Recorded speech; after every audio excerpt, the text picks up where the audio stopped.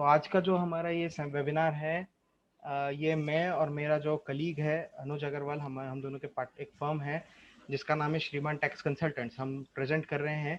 और ये जो हम प्रेजेंट करने जा रहे हैं ये in association with Lions club of Pune aggression है और श्रीमान शेयर्स एंड इन्वेस्टमेंट कंसल्टेंट्स की तरफ से आयोजित किया जा रहा है। आज का जो हमारा डिस्कशन है वो है income tax provisions with reference two options, derivatives, futures और कमोडिटी एंड करेंसी ट्रेडिंग। ये बहुत हॉट टॉपिक है क्योंकि आप सभी जानते हैं कि ये लॉकडाउन का जो पीरियड रहा है इसके अंदर बहुत सारे लोग, आपने कुछ टाइम पहले न्यूज़पेपर में पढ़ा होगा कि लगभग 30 लाख नए जो हमारे इन्वेस्टर्स हैं या जो ट्रेडर्स हैं वो जुड़े हैं पिछले 4 महीनों में। तो जैसे कि आप जानते हैं कि भाई 4 महीनों में अगर 30 लाख लोग नए हैं जो शेयर मार्केट में आ रहे हैं, तो उन्होंने कहीं ना कहीं जो है ट्रेडिंग इन्वेस्टमेंट के पर्पज से पैसा ज़रूर लगाया होगा मार्केट में, और उन्होंने ऑप्शंस और फ्यूचर्स में जो ट्रेडिंग है वो ज़रूर की होगी। तो आज का जो हमारा ये वेबिनार है कि टैक्सेशन पर्पज क्या होता है या टैक्सेशन के प्रोविजंस क्या होते हैं इस फ्यूचर्स एंड ऑप्शंस और कमोडिटी और करेंसी के डेरिवेटिव्स के ट्रेडिंग पर, उसके बारे में हमने आयोजित किया है। तो मैं आगे बढ़ता हूँ, मैं आपको आगे समझाता हूँ। तो फ्यूचर्स एंड ऑप्शंस क्या होता है पहले हम वो समझ लेते हैं। एक फ्यूचर्स एंड ऑप्शंस एक अंडरलाइंग कॉन्ट्रैक्ट होता है, एक डेरिवेटिव के दो पार्ट होते हैं।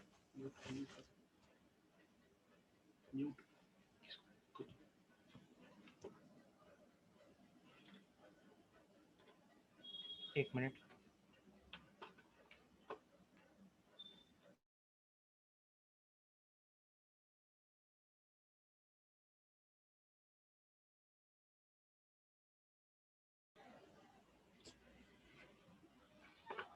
तो फ्यूचर्स एंड ऑप्शंस आपको जैसे कि पता है कि डेरिवेटिव कॉन्ट्रैक्ट होते हैं, ये स्पेशल कॉन्ट्रैक्ट्स होते हैं। इनका जो प्राइस होते हैं फ्यूचर्स का और ऑप्शंस का, एक अंडरलाइंग सिक्योरिटी या एक जो शेयर वैल्यू जो होती है उसके ऊपर डिराइव करते हैं। अगर मार्केट में फ्लक्चुएशन होता है जिस हिसाब से, उस हिसाब से इनके प्राइजेस जो है डिसाइड किए जाते हैं। फ्यूचर्स जो होता है हमारा एक कॉन्ट्रैक्ट होता है जिसके अंदर हम जो है एक प्राइस पर जो है शेयर्स, जो फ्यूचर है उसको हम सब्सक्राइब करते हैं या खरीदते हैं, और उसके हिसाब से जो मार्केट की फ्लक्चुएशंस होती हैं, जो वॉलेटिलिटी होती है, उसके हिसाब से उसमें प्रॉफिट्स या लॉसेस कैलकुलेट की जाती हैं। उसी तरह से जो ऑप्शंस है, आपको पता होगा ऑप्शन जो है कॉल पुट होते हैं, वो प्रीमियम पे चलता है। जो ऑप्शंस का खेल जो होता है या ऑप्शंस का जो कॉन्ट्रैक्ट होता है वो प्रीमियम पे डिसाइड किया जाता है। प्रीमियम का आदान प्रदान को ही ऑप्शंस का एक तरीके से बेस माना जाता है, और प्रीमियम प्राइजेस के हिसाब से ही जो है किसी भी पर्टिकुलर ऑप्शन का जो है प्रॉफिट लॉस कैलकुलेट किया जाता है। जो ये जो जितने भी चीज़ें हैं ये स्टॉक मार्केट में ट्रेड की जाती है एनएससी बीएससी में। इसके अलावा जो है लॉस या प्रॉफिट आपको हो सकता है इस मार्केट में। बहुत रिस्की कॉन्ट्रैक्ट्स होते हैं, रिस्की ये जो है इन्वेस्टमेंट्स होते हैं या ट्रेडिंग होती है इसकी। लेकिन जो भी इसको अगर बिल्कुल डिसिप्लिन से या बिल्कुल समझ के जो है अगर वो करता है तो उसको प्रॉफिट बनाने के चांसेस भी बहुत ज़्यादा बढ़ जाते हैं। तो इसके बाद जो है इसके अंदर जो होता है, buyer does not have the option to cancel the contract once both the parties have entered the agreement. तो यहाँ पे आपको ध्यान आएगा कि फ्यूचर्स में जो है बायर के पास ऑप्शन नहीं होता है कि वो कैंसिल कर सके। अगर उसका मार्केट प्राइस गिर जाता है, अगर उसने कोई फ्यूचर खरीदा है और उसका प्राइस गिर जाता है, तो उसको अगर वो लॉस सहन करना ही पड़ेगा। जबकि ऑप्शंस में इसका उल्टा होता है, अगर आप ऑप्शन खरीदते हैं प्रीमियम भरकर, तो आपके पास एक ऑप्शन होता है कि आप उस कॉन्ट्रैक्ट को एग्जीक्यूट करें या नहीं करें। तो आप लॉसेस से बच सकते हैं सिर्फ थोड़ा सा प्रीमियम अमाउंट भरकर। तो unlike in futures trading, buyer does not have the option, पर ऑप्शंस ट्रेडिंग में बायर के पास ऑप्शन होता है कि वो उस कॉन्ट्रैक्ट को एग्जीक्यूट करे या नहीं करे। तो ये हम एक छोटा सा इंट्रोडक्शन था फ्यूचर्स एंड ऑप्शंस के बारे में। और प्रीमियम जो है इसके बारे में और हम विस्तार से चर्चा करेंगे।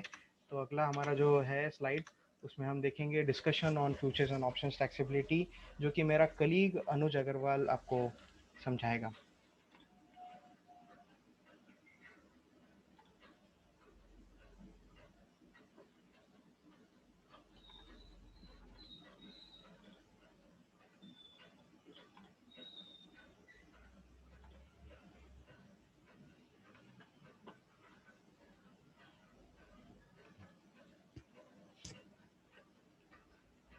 हाय अनुज।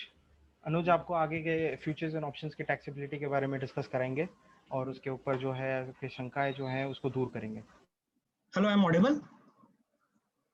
Hello hello Rohan, I am audible? Hello hello Rohan, I am audible? Hello hello hello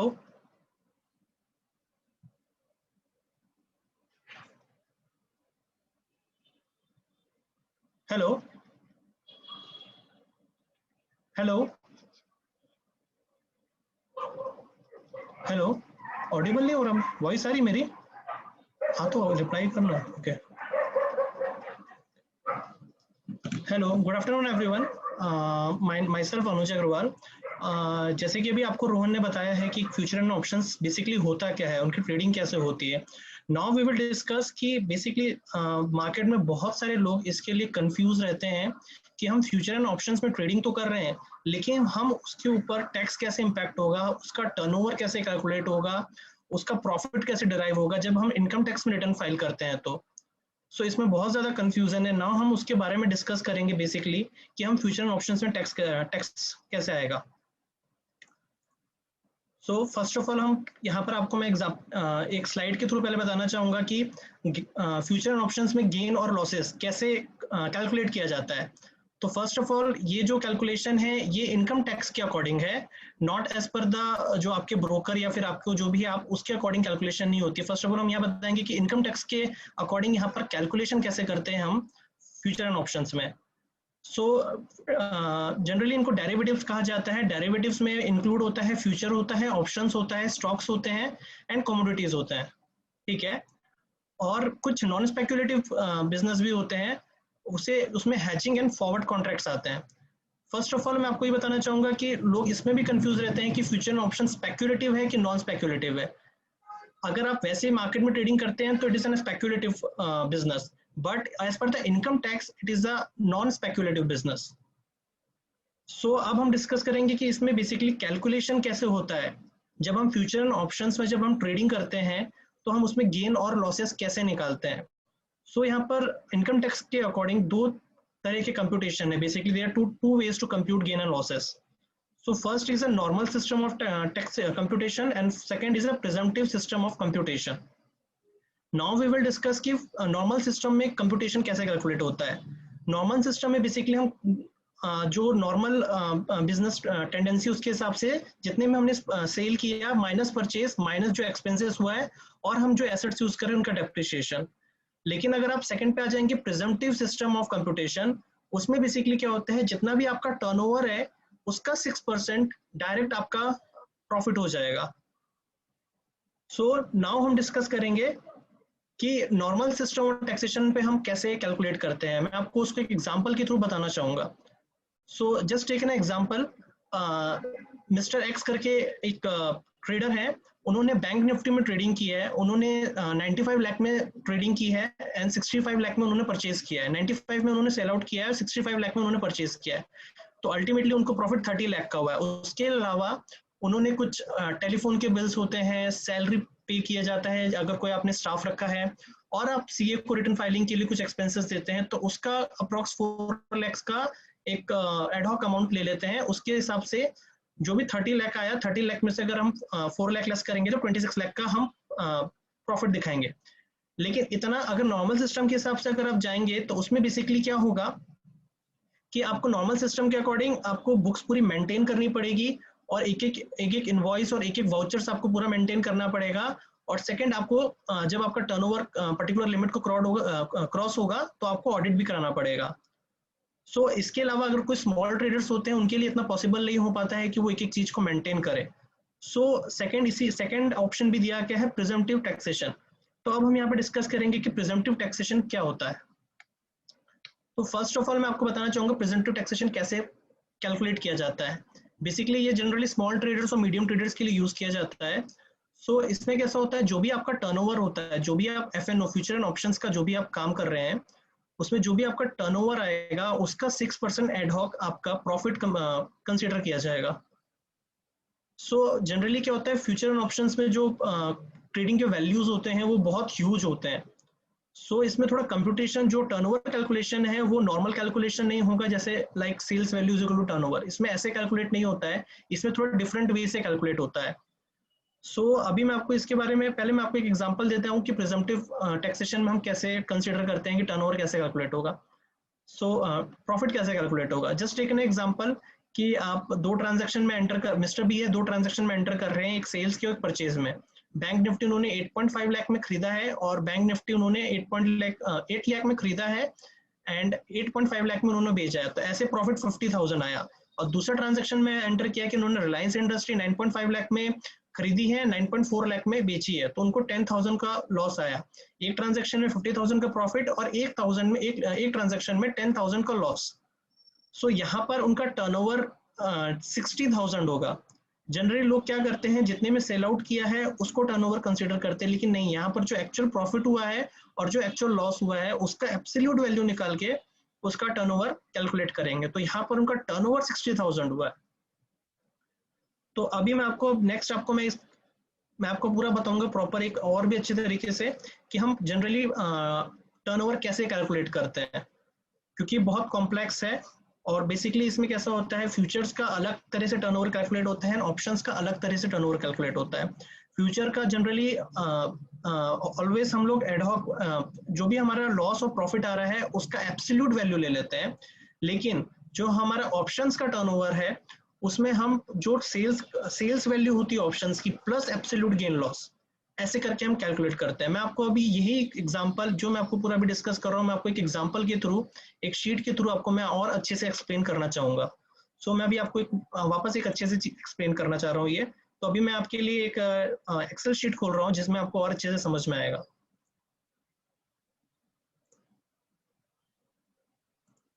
first of all मैं आपको यहाँ पर फ्यूचर एंड ऑप्शंस के बारे में आपको दिखाना चाह रहा हूँ। यहाँ पर कुछ ट्रांजेक्शन्स हैं, XYZ क्लाइंट है, उन्होंने कुछ इतना ट्रांजेक्शन किया है, ये उनका पूरा ट्रांजैक्शन की लिस्ट है, ये ऑप्शंस है बेसिकली। अगर आप यहाँ पर देख रहे हैं ये ऑप्शंस है और इन्होंने ऑप्शंस में इतने सारे ट्रांजैक्शंस किए हैं और ये यहाँ पर इन्होंने फ्यूचर्स में इतने ट्रांजैक्शंस किए हैं, ठीक है। अब मैं आपको बताना चाहूंगा, देखिए यहाँ पर इनका टर्नओवर आया है, that is 1,61,76,000 approx, and second one is 4,85,758। अभी ये टर्नओवर कैसे कैलकुलेट हुआ है। अगर आप यहाँ पर देख रहे हैं, मैं पहले आपको ऑप्शंस के बारे में बताना चाहूंगा कि ऑप्शंस का टर्नओवर कैसे कैलकुलेट हुआ है। जस्ट टेक एन एग्जांपल, यहाँ पर एक्सिस बैंक का उन्होंने एक 1200 की क्वांटिटी इन्होंने परचेज किया, इतने अमाउंट में, इनकी बाई वैल्यू इतनी रही और इनकी सेल वैल्यू इतनी रही, और अल्टीमेटली इनको प्रॉफिट 6,000 का लॉस हुआ है, क्योंकि इन्होंने 16,200 में इन्होंने सेल आउट किया है और 22,200 में इन्होंने परचेज किया था, तो अल्टीमेटली इनको 6,000 का लॉस हुआ है। 6,000 is a loss. Next transaction अगर आप देख रहे हैं तो बैंक निफ्टी है, 6204 में इन्होंने परचेज किया है, 7495 में सेल किया है, ठीक है, और इनका प्रॉफिट कितना आया, 1291। अल्टीमेटली इस केस में इनका जो, मैं दो ट्रांजैक्शन के हिसाब से बताना चाहूंगा, इनका अल्टीमेटली जो दो ट्रांजैक्शन के हिसाब से क्या बोलते हैं, इनका जो टर्नओवर आएगा वो एब्सोल्यूट कर दिया जाएगा। अगर जो माइनस की भी फिगर्स है, माइनस की भी फिगर्स को यहाँ पर एब्सोल्यूट लिया जाएगा और प्लस की फिगर्स को भी एब्सोल्यूट दिया जाएगा। तो अल्टीमेटली इस ट्रांजैक्शन में इनका प्रॉफिट हो गया 7291।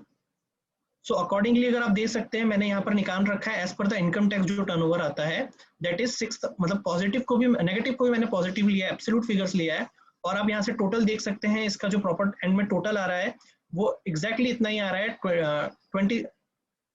26,61,691।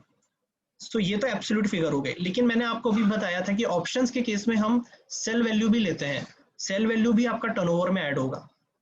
तो अगर आप यहाँ पर देखेंगे, सेल वैल्यू का मैंने टर्नओवर टोटल निकाल रखा है, उसकी अमाउंट ऐड करने के बाद, दोनों अमाउंट को ऐड करने के बाद 1,61,76,317 करके टोटल अमाउंट आ रही है। ये इनकी exact turnover exact sale value है। अभी क्वेश्चन आता है कि इसको प्रॉफिट एंड लॉस में कैसा दिखा है, तो मैं आपको भी प्रॉफिट एंड लॉस में लेके जाना चाहता हूँ। अभी यहाँ पर देखिए, हमने यहाँ पर प्रॉफिट एंड लॉस बनाया है ऑप्शंस को हमने यहाँ पर दिखा दिया 1,61,076,317। ओके, सो नाउ अभी मैं आपको बताना चाहूंगा कि आपका 1,61,076,317 आपका टर्नओवर आ गया है, लेकिन अब आपका क्वेश्चन आएगा ठीक है हमारा सेल वैल्यू तो आ गया, लेकिन परचेज वैल्यू कैसे आएगी? तो परचेज वैल्यू किस अकॉर्डिंग कैलकुलेट करना है उसका बहुत ही सिंपल तरीका है, बहुत ही सिंपल वे है। जितना आपका टर्नओवर आया है और जितना आपका प्रॉफिट और लॉस है उसके अकॉर्डिंगली आप परचेज वैल्यू को एडजस्ट कर दिए। जस्ट टेक एन एग्जांपल, आपका टर्नओवर आया 1,61 लाख और आपका एक्चुअल प्रॉफिट हो रहा है ऑप्शंस में दैट इज अप्रॉक्स 88,000। सो अब यहाँ पर 88,000 आपको प्रॉफिट हो रहा है, इट मीन्स आपने परचेज कम में किया है और सेल ज्यादा में किया है। तो 88,975 आप यहाँ पर ऐड कर दिए, जो आपका प्रॉफिट एंड लॉस अकाउंट है उसमें 1,61 लाख में 88,975 आप ऐड कर दिए। नाउ आप देख सकते हैं जो परचेज वैल्यू, सॉरी लेस कर दिया, नॉट ऐड, सॉरी, आप ऐड कर दिए। अभी आप देख सकते हैं कि 88,975 अगर आप इसमें से लेस करेंगे तो आपकी जो फिगर आएगी वो एग्जैक्टली आपकी परचेज वैल्यू से मैच कर जाएगी। ये देखिए,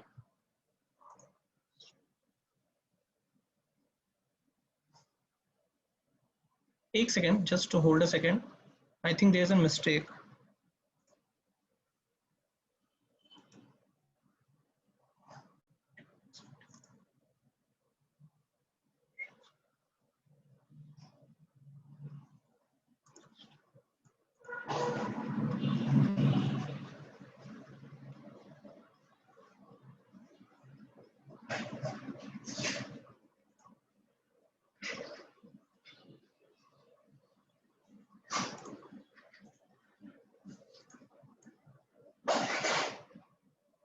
एक सेकेंड, होल्ड ऑन। अभी आप देख रहे हैं ये फिगर इसमें मैच हो जा रही है। अब देखिए आपकी फिगर मैच हो रही है, थोड़ा सा उसमें प्रॉब्लम था, अब ये फिगर प्रॉपर इसमें मैच हो रही है। मैंने इसमें से ये अमाउंट लेस किया है, अकॉर्डिंगली अब देखिए लेस हो जा रही है। अल्टीमेटली आपको प्रॉफिट 88,975 का हो जाएगा। ठीक है, इस तरह हमारा ऑप्शंस का कैलकुलेशन होगा। ठीक है, अब नेक्स्ट क्वेश्चन आता है कि आपका एफएनओ में फ्यूचर से कैसे कैलकुलेशन होगा। तो जैसे भी मैंने आपको बताया था कि टर्नओवर जो हमको निकालना है वो एब्सोल्यूट वैल्यू ऑफ आपका options plus sale value of options, लेकिन फ्यूचर के केस में सेल वैल्यू ऑफ फ्यूचर्स नहीं लेंगे, केवल एब्सोल्यूट वैल्यू ऑफ फ्यूचर्स लेंगे, दैट इज 4,85,758। यहाँ पर मैंने एब्सोल्यूट फिगर निकाल रखा है सेम है जैसे मैंने अभी ऑप्शंस में निकाला था, नाउ मैंने फ्यूचर्स में भी निकाल रखा है। अब देख सकते हैं यहाँ पर एब्सोल्यूट फिगर्स लिए हैं, अगर जो नेगेटिव है उसको भी पॉजिटिव लिया है और जो पॉजिटिव है वो पॉजिटिव ऑलरेडी है। ठीक है, इस तरह आपका इसका टर्नओवर आया है 4,85,758। ओके, नाउ अभी आप देखेंगे मैंने यहाँ पर वही टर्नओवर ले रखा है। नाउ अभी आपका एक और क्वेश्चन आता है कि इसमें हम कैसे निकालें अपना परचेज वैल्यू। तो इसमें भी सेम प्रोसीजर लगेगा। इसमें अपन हम देखेंगे कि एक्चुअल कितना प्रॉफिट हुआ है। इसमें एक्चुअल प्रॉफिट हुआ है फ्यूचर के केस में 95,323। अगर आप यहाँ पर 99,353 अगर इसमें आप लेस कर देते हैं तो आपको सेम फिगर आ जाएगी 3,99,000। तो एक सेकेंड, फिगर में कुछ 95,323।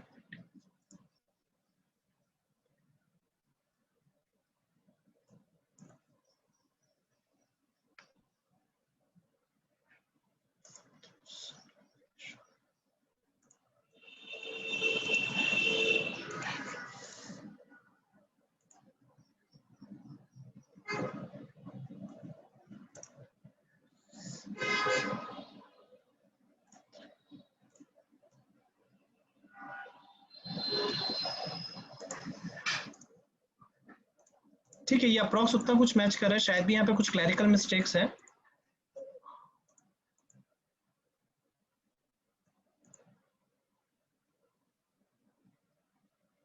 अप्रॉक्स मैच हो रहा है 4,000, शायद इनका क्लोजिंग स्टॉक से कुछ फिगर्स लिया गया है तो वो क्लोजिंग स्टॉक का एडजस्टमेंट किया है। इस तरह आपका मतलब बेसिकली सेल वैल्यू और परचेज वैल्यू आपका इस तरह कैलकुलेट होगा। सो नाउ ये हो गया फ्यूचर एंड ऑप्शंस का। अब नाउ क्वेश्चन आता है फ्यूचर एंड ऑप्शंस। अभी जैसे मैंने आपको स्टार्टिंग में बताया है कि it's a non speculative business, it's not a speculative business, but जो फ्यूचर एंड ऑप्शंस में ट्रेडिंग करते हैं वो जनरली इंट्राडे में भी ट्रेडिंग करते हैं मोस्ट ऑफ द केसेस। तो intraday is a speculative business. intraday is not a non-speculative business as per the income tax. So accordingly intraday का भी calculation same as absolute values पे होता है, ना कि सेल वैल्यू परचेज वैल्यू पे होता है. तो अकॉर्डिंगली उसका भी आपका उस तरह कैलकुलेशन होगा. और उसके बाद आपके आपके जो भी लॉसेस होते हैं वो तो आप कैरी फॉरवर्ड कर सकते हैं. इसके अलावा जो आपके ब्रोकरेज के charges, exchange transaction charges, stamp duty, SEBI के चार्जेस, एसटीटी जो आप पे करते हैं, अगर आप बुक्स मेंटेन करते हैं तो आप उसका भी प्रॉपर बेनिफिट ले सकते हैं, उसको भी आप कैरी फॉरवर्ड कर सकते हैं, या फिर आपका जो भी प्रॉफिट है उसमें एडजस्टमेंट आप कर सकते हैं प्रॉपरली. इस तरह आपका पूरा फ्यूचर एंड ऑप्शंस का आपका इस तरह कैलकुलेशन होगा. नाउ फिर आपके कुछ ओपन पोजीशंस रह जाते हैं. तो ओपन पोजीशन को अगर हम फ्यूचर एंड ऑप्शंस को अगर प्रॉपर सेल और परचेज करके दिखा रहे हैं, तो ओपन पोजीशंस का जो हमारे रह जाते हैं उसको हमको एज अ क्लोजिंग स्टॉक दिखाना पड़ेगा. तो क्लोजिंग स्टॉक का भी कैलकुलेशन इस टाइप से ही होगा, लेकिन थोड़ा कॉम्प्लेक्स है, लेकिन वो भी इस तरह से ही होता है. नेक्स्ट आपका बेसिकली पूरा इस तरह से आपका अभी ये मेरा मेन पर्पस यही था कि आपको ये समझाने का कि फ्यूचर एंड ऑप्शंस में आपको आपका टर्नओवर, आपका प्रॉफिट और आपके जो लॉस होते हैं वो किस तरह से कैलकुलेट करें. जनरली मार्केट में लोग सेल वैल्यू और परचेज वैल्यू को ही वो लोग टर्नओवर या परचेज वैल्यू के हिसाब से कंप्यूट करते हैं. और लोग जनरली जो सेल वैल्यू होते हैं उस पर जो प्रेजेंटिव वाला जो मैंने आपको बताया जिसपे 6% एडहॉक प्रॉफिट दिया जाएगा, तो उसमें 6% के हिसाब से देने से उनका प्रॉफिट बहुत ज्यादा हाई हो जाता है. सो अकॉर्डिंगली हमको इस तरह से नहीं लेना चाहिए. अल्टीमेटली हमको एब्सोल्यूट वैल्यू फ्यूचर्स के केस में और ऑप्शंस के केस में एब्सोल्यूट प्लस सेल वैल्यू, इन दोनों का टोटल लेके हमारा टर्नओवर कैलकुलेट होगा. इसके अकॉर्डिंग जो टर्नओवर आता है उसके हिसाब से हम ऑडिट की एप्लीकेबिलिटी भी देख सकते हैं. सो राइट नाउ एफएनओ का मेन ये चीज है. अब मैं अपने फ्रेंड, मेरा जो कलीग है, मैं रोहन अग्रवाल, उसको मैं अब हैंड ओवर करना चाहूंगा कि वो आगे का प्रोसेस, आगे का जो और कमोडिटिव और डेरिवेटिव्स के बारे में, कमोडिटिव्स और करेंसी के बारे में वो आपको आगे के लिए एक्सप्लेन करेगा कि उसमें कैसे प्रॉपर, और सेट ऑफ कैरी फॉरवर्ड के बारे में भी आपको बताएगा कि जो आपकी कैरी फॉरवर्ड लॉसेस होते हैं वो किस ईयर तक कैसे, किस बिजनेस से और किस हेड से सेट ऑफ होंगे उनके इनकम इनके लॉसेस. तो नाउ मैं हैंड ओवर करने चाहूंगा रोहन को. थैंक यू अनुज. हम अभी आगे बढ़ते हैं. ये नेक्स्ट पार्ट जो है हमारा प्रेजेंटेशन का, उसके ऊपर.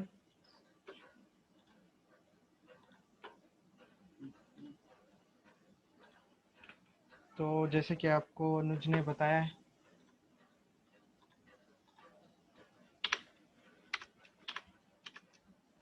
ये हमने अभी देख लिया है. हमने समझा कि एफएनओ के कैलकुलेशन टर्नओवर के किस तरह से किए जाते हैं. अभी हम देखने जाएंगे कि कमोडिटी डेरिवेटिव्स होते हैं. जो कमोडिटी जो है इंडिया में बहुत ज़्यादा ट्रेड नहीं किया जाता है, लेकिन फिर भी बहुत लोग उसके शौकीन होते हैं. आपको पता होगा कमोडिटीज़ में क्या क्या आता है. हमारा गोल्ड है, सिल्वर होता है, जो मेटल कमोडिटीज़ होती हैं जैसे निकल होता है, कॉपर होता है. तो ये सारी चीज़ें कमोडिटीज़ होती हैं. उसके अलावा एग्रीकल्चरल कमोडिटीज़ होती हैं. हमारा क्रूड ऑयल होता है, नेचुरल गैस होता है. तो ये कमोडिटी डेरिवेटिव्स कमोडिटी कहा जाता है.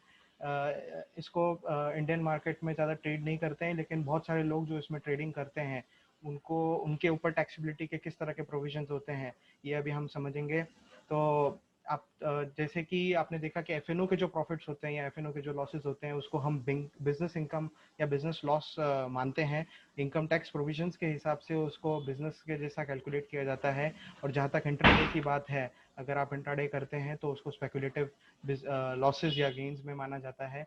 उसी तरह से कमोडिटी डेरिवेटिव्स का भी जो लॉसेस और गेन्स होते हैं वो बिजनेस इनकम कैलकुलेट किया जाता है. उसके अंदर दो हम एक क्रक्स समझने वाले हैं कि अगर कमोडिटी कॉन्ट्रैक्ट आप कोई एंटर करते हैं और अगर वो कैश सेटल्ड नहीं होती है, अगर वो कैश सेटल्ड होती है और वो डिलीवरी नहीं लेते हैं आप उसका, मतलब आपने जो है जो प्रॉफिट्स और लॉसेस का जो भी आपने ये है, या तो आप मार्जिन में या फिर आप कैश पे या रिसीव करके अगर आप सेटल कर लेते हैं कॉन्ट्रैक्ट को, तो वो जो टाइप का कॉन्ट्रैक्ट होता है वो स्पेकुलेटिव कॉन्ट्रैक्ट होता है.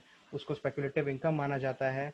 और दूसरे जो टाइप के कमोडिटी कॉन्ट्रैक्ट होते हैं कि अगर आप डिलीवरी ले लेते हैं, समझो आपने हज़ार मतलब 1 लॉट गोल्ड का बाई किया या गोल्ड मिनी आपने लिया, अगर तो आप अगर आप डिलीवरी ले लेते हैं उसकी, तो डिलीवरी जो अगर आप ले लेते हैं तो वो नॉन स्पेकुलेटिव कहा जाता है, क्योंकि आपने जो है कैश सेटल नहीं किया. अगर आप इसी कॉन्ट्रैक्ट को आप डिलीवरी ना लेकर अगर प्रॉफिट या लॉस जो भी है अगर आप कैश में सेटल कर दें, तो वो जो है स्पेकुलेटिव में माना जाता है. लेकिन अगर आप डिलीवरी ले लेते हैं तो वो नॉन स्पेकुलेटिव माना जाता है.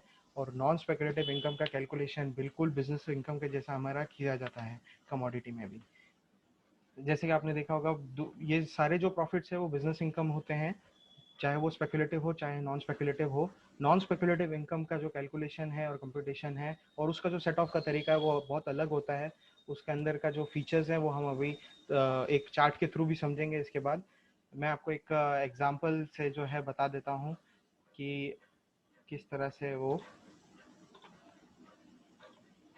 आप ये देख सकते हैं ये कमोडिटी का एक है, हमारे जो क्लाइंट है तने मनोज अग्रवाल, उनका ही ये कमोडिटी का ये है चार्ट है। इसमें उन्होंने गोल्ड मिनी और बहुत सारे ट्रेडिंग वगैरह किए हुए हैं। तो इसके अंदर आप देख पाएंगे कि उन्होंने जो परचेजेस किए हैं कमोडिटी के वो है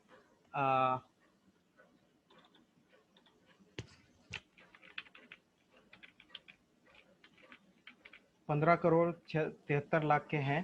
तो ये जो परचेजेस हैं और जो उनके जो उन्होंने सेल किया है इसी को, उन्होंने 6,48,842 रुपीज़ का इसमें प्रॉफिट कमाया है। तो आप ये देख सकते हैं इसका जो प्रॉफिट होता है, अगर इसमें जो प्रॉफिट अभी हमें आया है ये सारे फ्यूचर्स का प्रॉफिट है। फ्यूचर इन्होंने जो है डेरिवेटिव में ये किया है। तो ये 6,48,000 रुपये जो हमारा प्रॉफिट है इसको हम बिजनेस इनकम में कंप्यूट करेंगे। और ये जो है ये स्पेकुलेटिव इनकम होगा, क्योंकि ये इसमें से कोई भी चीज़ जो है डिलीवरी नहीं ली हुई है। अगर ये इन्होंने कोई भी चीज़ इसमें से कोई भी चीज़ का डिलीवरी लिया होता, फॉर एग्जांपल सिल्वर मिनी या गोल्ड मिनी का इन्होंने डिलीवरी लिया होता और उसको कॉन्ट्रैक्ट को जो है कंप्लीट किया होता डिलीवर करके, तो ये नॉन स्पेकुलेटिव कहा जाता। लेकिन ये पूरा जो उन्होंने किया है ये स्पेकुलेटिव इन नेचर है। इसकी वजह से इसको speculative profit, speculative business profit माना जाता है। इसी तरह से हम करेंसी का भी देखेंगे। ये मैं आपको इसके बाद हम करेंसी के बारे में समझेंगे। हमारा जो करेंसी डेरिवेटिव होता है, आपने देखा होगा करेंसी के अंदर बहुत सारे ये होते हैं। यूएस डॉलर होता है, येन होता है, हमारा ग्रेट ब्रिटेन पाउंड होता है, यूरो होता है। तो उसके साथ हम इंडियन रुपीस को की ट्रेडिंग करते हैं। उसके अंदर हम कॉन्ट्रैक्ट्स, करेंसी कॉन्ट्रैक्ट्स में जाते हैं। जो भी प्रॉफिट या लॉस जो होता है ट्रेडिंग करेंसी डेरिवेटिव जो होता है वो स्पेकुलेटिव इनकम या लॉस में किया जाता है। ये अदर कोई भी बिजनेस इनकम में भी कैलकुलेट किया जाता है। जो स्पेकुलेटिव इनकम होता है उसके अंदर ये नहीं पकड़ा जाता, क्योंकि ये बिजनेस लॉस माना जाता है एज पर इनकम टैक्स एक्ट। इसका जो भी सेटलमेंट होता है ये कैश में ही होता है, मार्जिन के थ्रू। आपने कल एक हमने सेमिनार रखा था करेंसी डेरिवेटिव्स के ऊपर। वो जितना भी कैश जितना भी सेटलमेंट इसका होता है वो कैश में ही सेटल होता है, मार्जिन के बेसिस पे ही सेटल किया जाता है।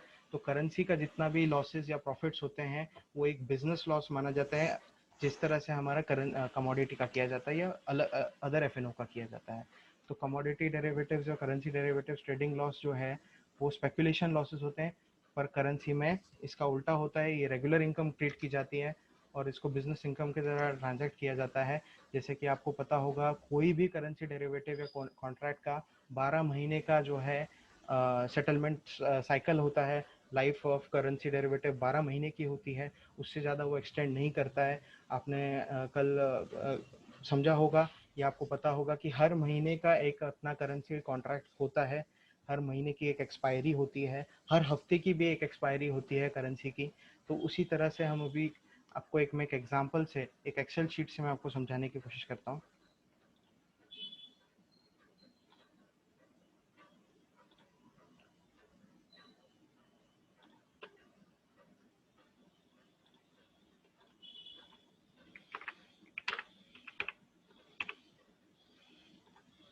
ये आप देख सकते हैं ये करेंसी का ही है, इन्होंने करेंसी में भी ये ट्रेड किया हुआ है।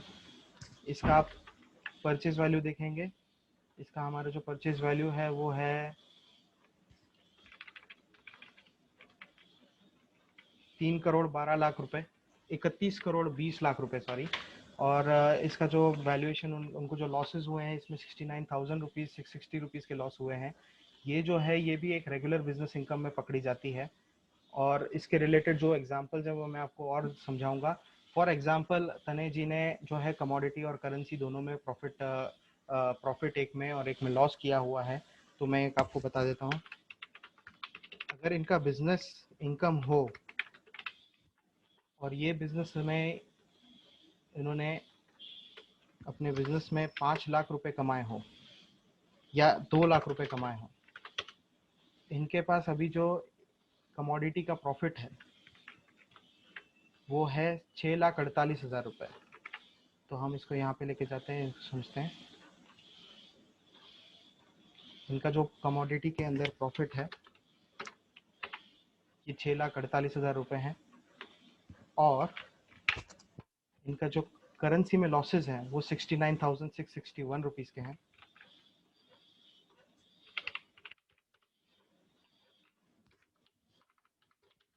ये करेंसी के इनके लॉसेज हैं। अभी हम देखते हैं कैसे होगा। जैसे कि मैंने आपको बताया था कि कमोडिटी के जो भी लॉसेज इनके हैं ये कैश सेटल्ड नहीं है, ये कैश सेटल्ड है और इन्होंने डिलीवरी नहीं ली थी। तो ये जो होते हैं ये स्पेकुलेटिव होते हैं, स्पेकुलेटिव है। स्पेकुलेटिव होने के वजह से इसके ऊपर और ये मिलाकर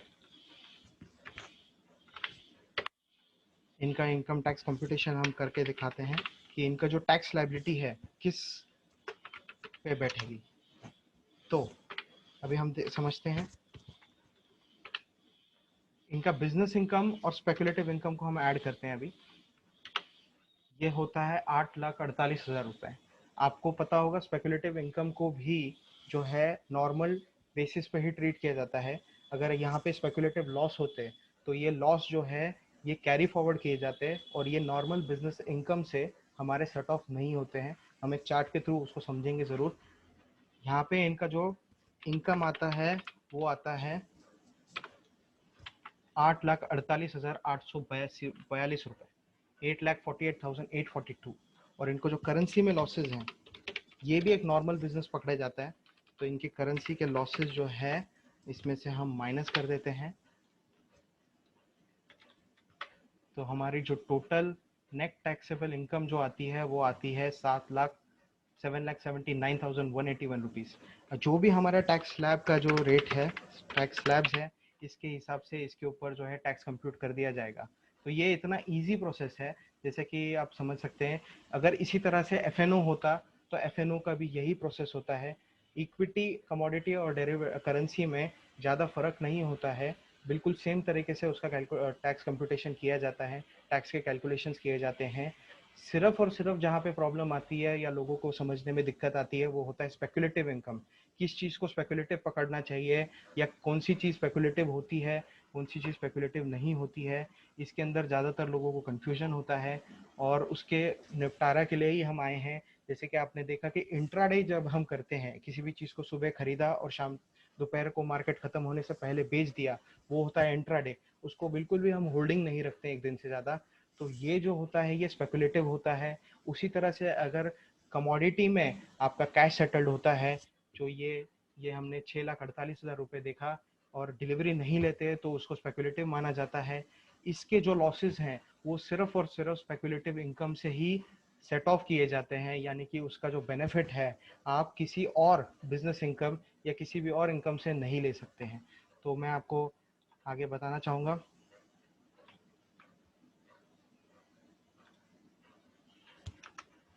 करेंसी डेरिवेटिव्स के बारे में हमने अभी समझा कि करेंसी डेरिवेटिव्स क्या होते हैं।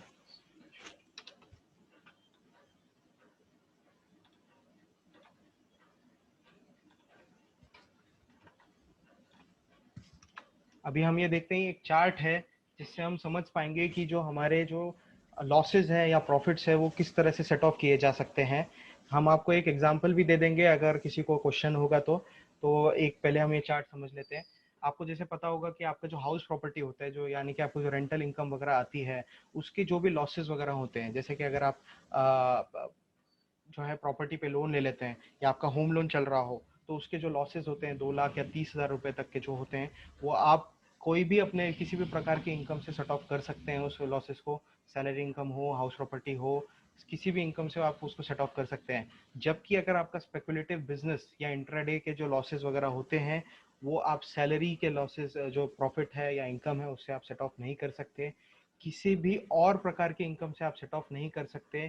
केवल और केवल स्पेकुलेटिव बिजनेस से अगर आपको प्रॉफिट होता है तो ही आप उसको सेट ऑफ कर सकते हैं। तो अगर आप ध्यान रखिए, अगर आप इंट्राडे करते हैं और अगर आपको लॉसेस होते हैं उसके अंदर या आपके पास कोई पुराने लॉसेस हैं तो आपको कैरी फॉरवर्ड करना पड़ेगा। जब तक आपको प्रॉफिट नहीं होता है उसके अंदर, तब तक ये जो लॉसेस हैं आप कैरी फॉरवर्ड करते रहेंगे, और इसका जो बेनिफिट है आपको नहीं मिलेगा जब तक आपको जो है उस इंट्राडे में प्रॉफिट नहीं होता है। जबकि हमने जैसे देखा कि नॉन स्पेकुलेटिव बिजनेस हो गया, जो हमारा एफएनओ है, या जो हमारा डिलीवरी वाला कमोडिटी होता है, नॉन कैश सेटल्ड जो कमोडिटी होता है, ये करेंसी होता है, ये जो होता है नॉन स्पेकुलेटिव बिजनेस होता है, और फ्यूचर्स एंड ऑप्शंस में इसको किया जाता है। इसका जो बेनिफिट है, सैलरी के अलावा, इसका जो लॉसेस होते हैं सैलरी के अलावा और किसी भी इनकम के साथ आप सेट ऑफ कर सकते हैं। सैलरी के साथ आप नहीं कर सकते हैं इसको सेट ऑफ। सैलरी की इनकम जो है ये इसके सेट ऑफ के लिए अवेलेबल नहीं होती है आपके पास। तो नॉन स्पेकुलेटिव बिजनेस में अगर आपको कोई लॉसेस वगैरह होते हैं, जिसमें एफएनओ आता है, कमोडिटी आता है, हमारा करेंसी आता है, तो अगर आप उसमें लॉसेस कर हो जाते हैं आपके, तो आपके हाउस प्रॉपर्टी की इनकम उस साल की, आपके नॉन स्पेकुलेटिव बिजनेस की इनकम, या अगर आपके जो दूसरी कोई इनकम है, या आपकी स्पेकुलेटिव बिजनेस की इनकम है, उसके साथ जो है आप इसको सेट ऑफ कर सकते हैं। ये एक बहुत बेनिफिट है इनकम टैक्स प्रोविजन में, क्योंकि ज़्यादातर लोगों को नॉन स्पेकुलेटिव बिजनेस एफएनओ जो होता है उसके अंदर बहुत सारे लॉसेस होते हैं। वो सोच नहीं पाते, समझ नहीं पाते कि वो कहाँ पे उसको जो है सेट ऑफ करें, या किस तरीके से उसका टैक्स का कंप्यूटेशन करें। तो आप अगर आपका कोई और अदर बिजनेस है, जैसे अगर आप बिल्डर हैं, या आपका कोई और अदर बिजनेस है, ट्रेडर है, कोई आप ग्रोसरी स्टोर चलाते हैं फॉर एग्जांपल, तो उसका जो भी लॉसेस वगैरह होते हैं, अगर आपको लॉस हो जाता है, तो आप सैलरी छोड़ के बाकी जितने भी आपके बिजनेस इनकम है उसके साथ उसके आप सेट ऑफ कर सकते हैं। तो ये एक कंप्रिहेंसिव चार्ट है जो बताता है कि हमारे जो फ्यूचर्स एंड ऑप्शंस के जो लॉसेस हैं वो आप सैलरी छोड़ के बाकी जितने भी आपके इनकम है उस पर आप सेट ऑफ कर सकते हैं। अगर आपके पास और कोई इनकम नहीं होती है उस वर्ष में, तो आप सिर्फ और सिर्फ जो है जो बिजनेस इनकम है, मैं आपको कंक्लूजन बता दूं कि अगर ट्रेडिंग में आपके लॉसेस हो जाते हैं तो उसका सेट ऑफ आप अगले साल कर सकते हैं किसी भी इनकम से, लेकिन इस साल में आप सिर्फ और सिर्फ सैलरी छोड़कर बाकी सब इनकम से कर पाएंगे। अगर वो अगले साल कैरी फॉरवर्ड होता है तो आपको सिर्फ और सिर्फ बिजनेस इनकम से ही, जैसे कि आप देख सकते हैं, in case a person is unable to set off this losses, कौन से वाले, एफएनओ वाले, तो वो कैरी फॉरवर्ड होते हैं 8 फाइनेंशियल ईयर तक, लेकिन वो सेट ऑफ हो सकते हैं सिर्फ बिजनेस इनकम से ही। यानी कि अगर आपके पास बिजनेस में 2 लाख का इनकम है और आपके 3 लाख के लॉसेस हैं, तो आप 2 लाख का बिजनेस इनकम से आपके 3 लाख के लॉसेस सेट ऑफ करके 1 लाख का कैरी फॉरवर्ड लेंगे, और अगले वर्ष जो आपकी बिजनेस इनकम होगी उसके साथ इसको आप सेट ऑफ कर पाएंगे। और ये तभी कर पाएंगे जब ये सिर्फ 8 फाइनेंशियल ईयर्स तक के लिए अवेलेबल होता है। तो ये जो है एक प्रोविजन जो है सबको ध्यान में रखनी है। आप अगले वर्ष जो है कोई भी इनकम से इन सब लॉसेस को सेट ऑफ नहीं कर पाएंगे। नॉर्मल टैक्सेशन स्कीम जो है वो बेटर होती है, जैसे कि मेरे कलीग ने बताया कि आपको उसके अंदर बेनिफिट हो सकता है, क्योंकि 6% अगर आप डायरेक्ट भरने जाते हैं, बहुत लोगों को फ्यूचर्स एंड ऑप्शंस में जो है प्रॉफिट्स नहीं होते हैं, तो अगर वो आप 6% पे जाएंगे तो आपको 6% पे डायरेक्ट टैक्स भरना पड़ सकता है। तो अगर आपके लॉसेज हैं तो 100% आपको नॉर्मल स्कीम ऑफ टैक्सेशन जो है, कंप्यूटेशन जो है, उसमें जाना चाहिए। आपको बिल्कुल भी प्रिजम्पटिव स्कीम में नहीं जाना चाहिए। प्रिजम्पटिव स्कीम उन लोगों के लिए है जो ये सब काम नहीं कर सकती है, जो बुक्स ऑफ अकाउंट्स मेंटेन नहीं कर सकते हैं, और जिनको प्रॉफिट हुआ हो वही प्रिजम्पटिव स्कीम में जाएं और उनको उसी में बेनिफिट होगा। इसके अलावा अगर आपको कोई भी क्वेश्चंस हैं, हम अभी खुले हैं उसके लिए। और ये जो हमारा प्रेजेंटेशन हुआ है टैक्स श्रीमान tax consultants in association lines Pune क्रिसेन, अगर आपको कोई भी डाउट हो तो आप हमें मेल आईडी पे आप मेल भी कर सकते हैं, या मुझे या मेरे फ्रेंड अनुज को भी कांटेक्ट कर सकते हैं। अभी हम क्वेश्चन आंसर सेशन शुरू करते हैं। आप एक एक करके आपका हैंड रेज करें और अपना जो भी क्वेश्चंस हैं या आपको जो भी डाउट्स हों वो आप पूछ लें। अभी हम क्वेश्चंस के लिए खुले हैं। Thank you.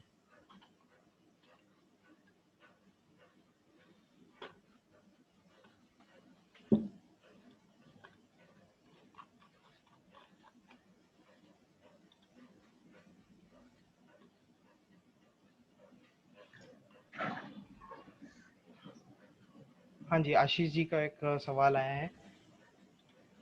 आप आशीष जी, आप अनम्यूट होके आप अपना क्वेश्चन पूछिए।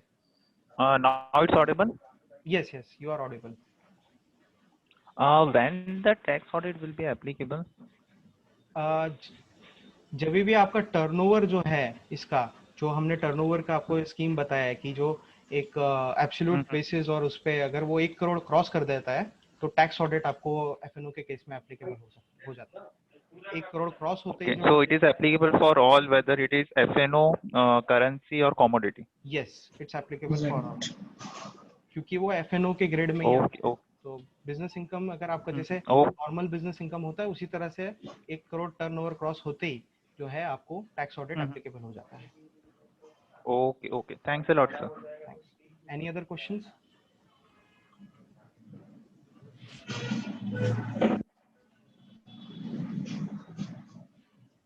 There is always a confusion in what figure, Nidhi ji का क्वेश्चन एक आया है, always a confusion in what figure to consider turnover।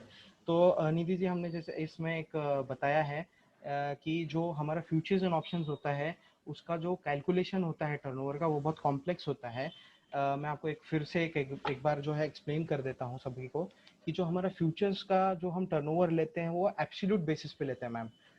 For example आपने कोई कॉन्ट्रैक्ट पूरा फ्यूचर्स का आपका कॉन्ट्रैक्ट है जो आपने 90 लाख में जो है उसको खरीदा था और आपने जो है 1 करोड़ में उसको बेच दिया, तो हमारा जो एब्सोल्यूट गेन है या एब्सोल्यूट अगर आपका ये आप उल्टा भी पकड़ते हैं, अगर आपने 90 में खरीदा और 80 में बेच दिया होता तो आपको 10 लाख का लॉस हो जाता।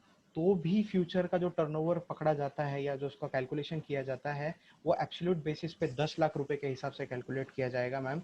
और जो हमारा ऑप्शंस का, अगर मैं एक ऑप्शंस का एग्जांपल दे देता हूँ, अगर आपका ऑप्शंस के अंदर आपने 80 लाख का जो है परचेज किया था और 90 लाख में आपने बेच दिया, एक कॉन्ट्रैक्ट ये हुआ। और दूसरा कॉन्ट्रैक्ट आपने अगर ऐसे किया था कि जो 90 में खरीदा था और 80 में बेच दिया, तो आपका जो है वैसे एब्सोल्यूट तो जीरो हो जाएगा, लेकिन आपका जो टर्नओवर पकड़ा जाएगा उसके अंदर हो जाएगा मैम, एक में 80 हो जाएगा और एक में 90 हो जाएगा, तो आपका टर्नओवर 1 करोड़ 70 लाख रुपए ऑप्शंस में भी हो जाएगा। तो 1 करोड़ से ऊपर जाते ही आपको वैसे ही टैक्स ऑडिट एप्लीकेबल हो जाएगा। और निधि मैम मैं चाहूँगा कि आप जो है अनम्यूट भी हो जाए तो आपको इसको एग्जैक्ट आपको क्या क्या जानना है वो आप पूछ सकते हैं। मैं आप प्लीज अनम्यूट कर लीजिए अपना। या हेलो। यस निधि मैम। ऐसा है कि अभी जैसे आपने जो ऑप्शंस का जो एग्जांपल दिया, बिल्कुल। अब इसमें जैसे आपने फ्यूचर में एग्जांपल दिया, आपने खाली नेट फिगर को टर्नओवर पे लिया 10 + 10 20 लाख। Exactly ma'am. 10 + 10 हाँ, अब ये जो ऑप्शंस पे लेकिन जो आपने एग्जांपल दिया वो जो यू सी द एक्चुअल जो फिगर आ रही है 90 और 80 वो लिया है, ऐसा क्यों?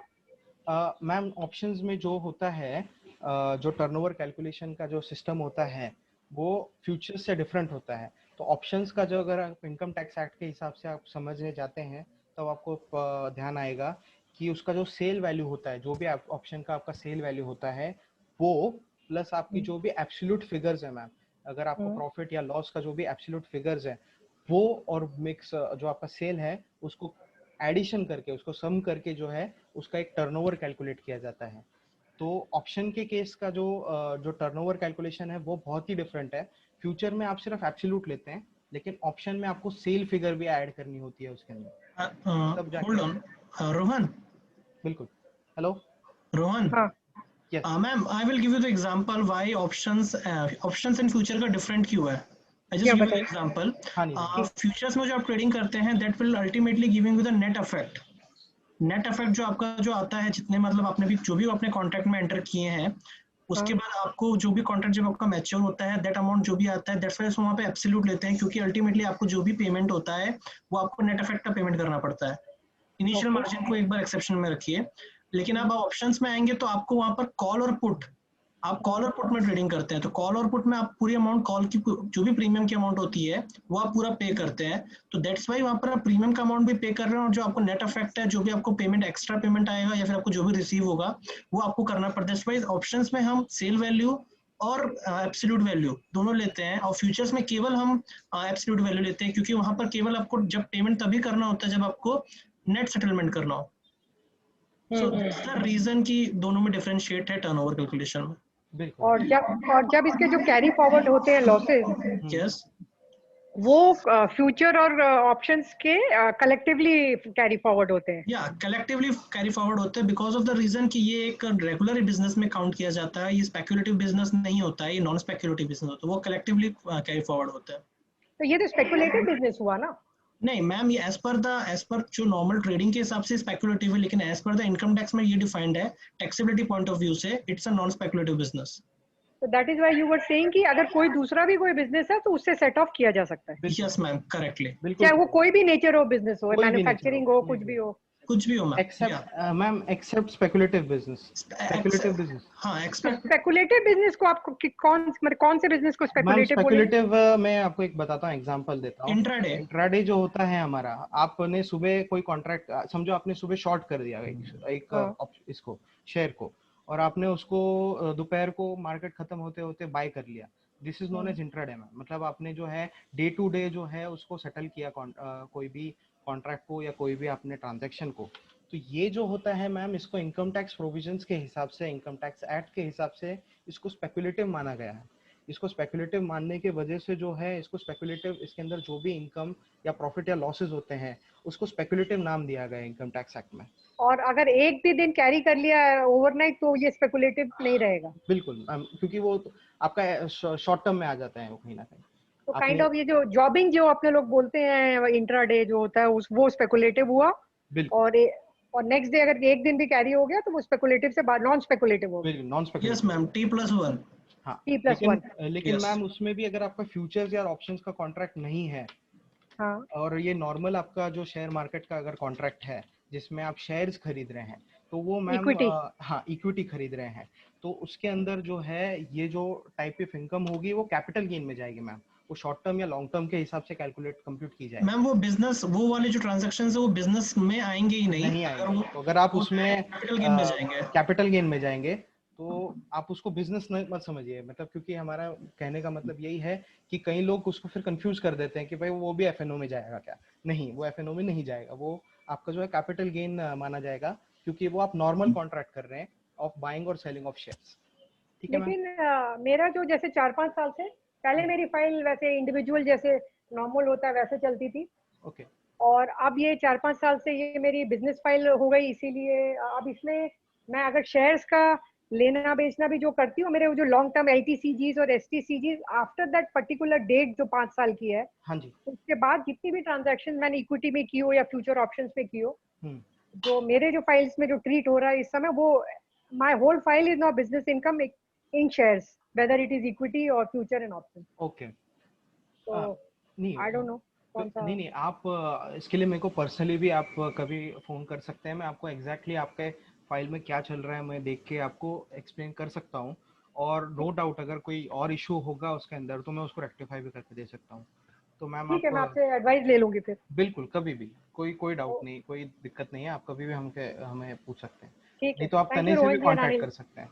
तने से भी हाँ, ठीक। कांटेक्ट करेंगे तो आप मुझ तक पहुंच जाएंगे। थैंक यू हाँ मैम। ठीक है, Yeah. ठीक है, ओके, थैंक यू। एक Galaxy M31, I don't know कौन है, लेकिन मैं आनंद प्रकाश अग्रवाल।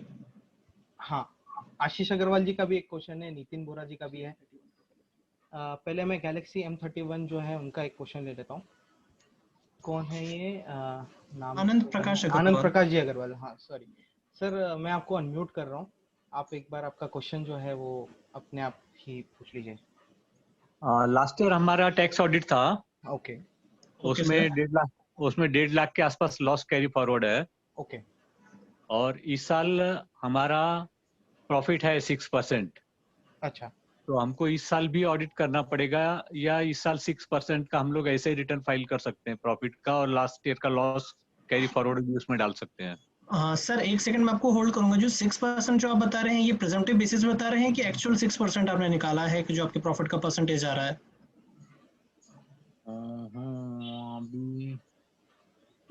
नहीं मतलब 6% सर दो टाइप के होते हैं। एक तो प्रेजेंटिव हो जाएगा जो हमने एक हाँ, प्रेजेंटिव। हाँ, प्रेजेंटिव या तो आपने अगर ओरिजिनली जो आपके जो प्रॉफिट है वो 6% हाँ, है, वो हम हाँ, जानना वो चाहते भी हैं कि वो हाँ दोनों ही है, वो दोनों भी ही है है। और ये भी है। अच्छा, हाँ, दोनों ही है। 6% आपने अपने तरफ से भी निकाला हुआ है। ओके। हाँ, हाँ, ओके। तो सर अगर आपका ये 6% अगर आपका ये मतलब ओरिजिनल प्रॉफिट है, हाँ। सो आपका टर्नओवर कितने करोड़ को क्रॉस कर रहा है? मतलब क्रॉस कर रहा है क्या आपके 1 करोड़ को? हाँ, वो तो हर हफ्ते क्रॉस कर रहा है 1 करोड़। तो सर अगर आपका 2 करोड़ के ऊपर अगर टर्नओवर जा रहा है ना, तो सर आपको ऑडिट मैंडेटरी है सर, ऑडिट कराना ही पड़ेगा आपको। आप प्रिजम्पटिव में भी नहीं जा सकते सर आप उसमें। प्रेजेंटिव में भी नहीं जा सकते सर। ओके ओके तो ओके आपको ये ऑडिट कराना ही पड़ेगा, लेकिन आपको एक ऑडिट कराने में सर ये फायदा ये है कि आपको जो है अगर आपके और भी कोई एक्सपेंसेस वगैरह होंगे तो आप आप वो भी हाँ क्लेम कर सकते हैं। उनको भी क्लेम कर सकते मैं हैं, आपके 6% से भी आपका नीचे आपका प्रॉफिट नीचे आ आता है जाएगा। और आपको कैरी फॉरवर्ड भी पूरा मिल जाएगा और सेट ऑफ भी आप कर पाएंगे।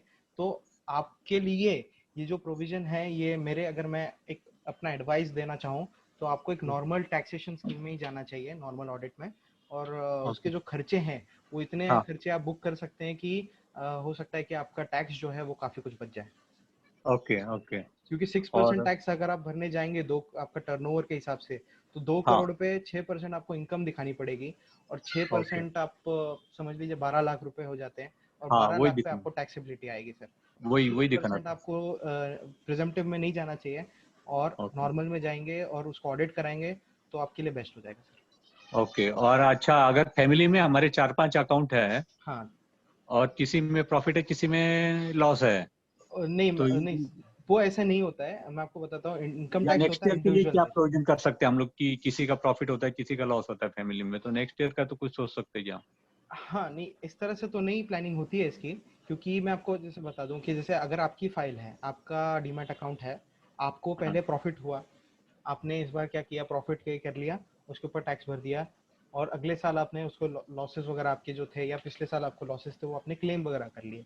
वो एग्जैक्ट आपको कैसा है मैं आपको जब फाइल वगैरह देखेंगे तब मैं आपको और समझा दूंगा। लेकिन अगर आपके भाई को लॉसेस हैं और आपको प्रॉफिट है तो inter inter individual set of नहीं होता है इसके अंदर।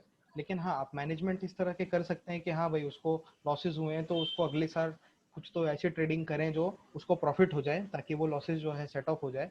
और अगर आपके इसमें लॉसेस हो रहे हैं तो फिर कोई बात ही नहीं है।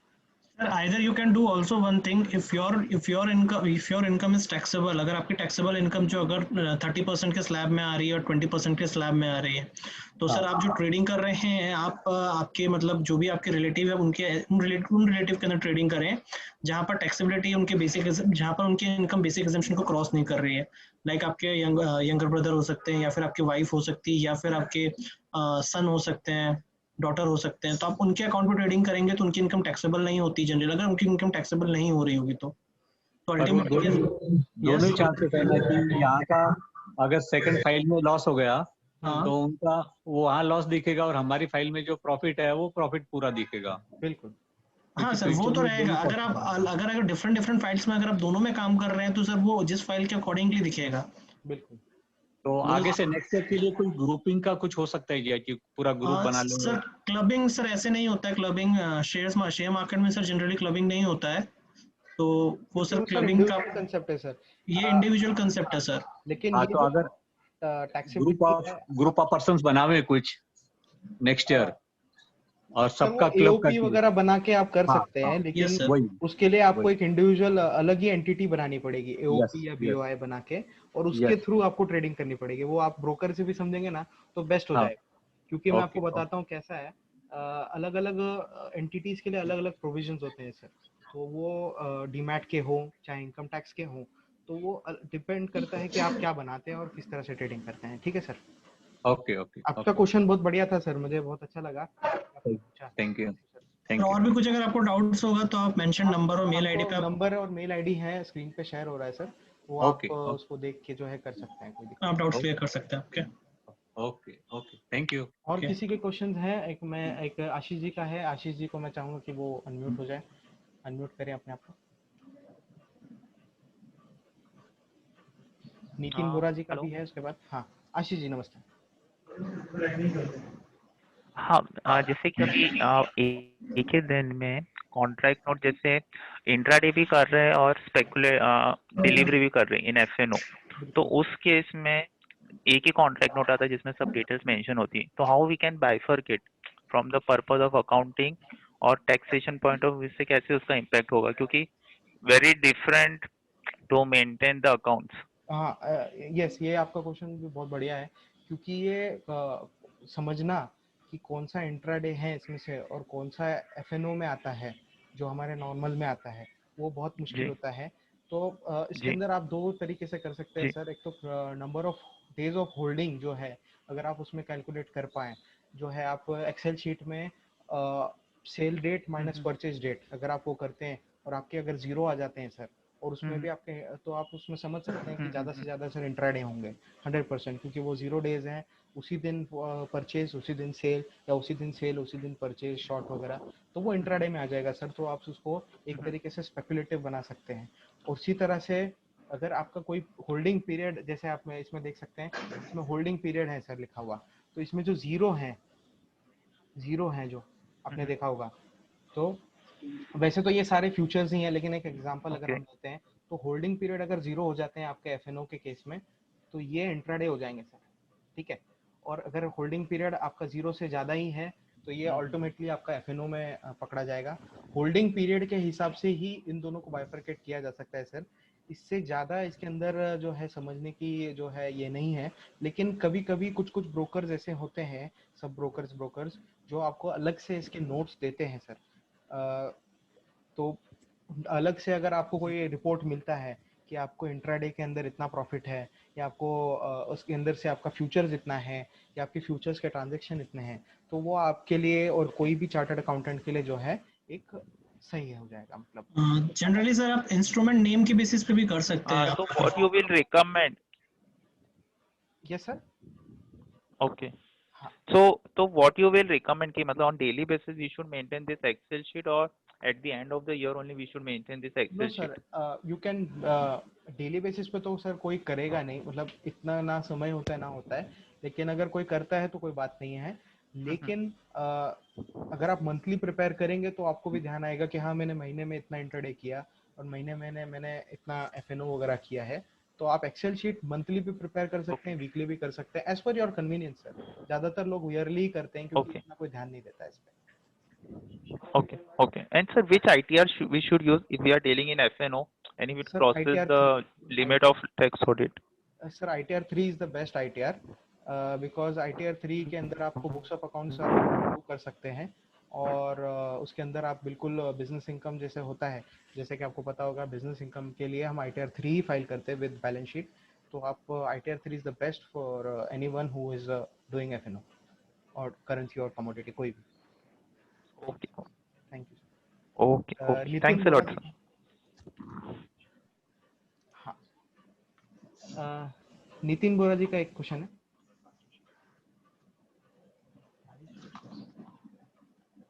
हो गया, एक मिनट।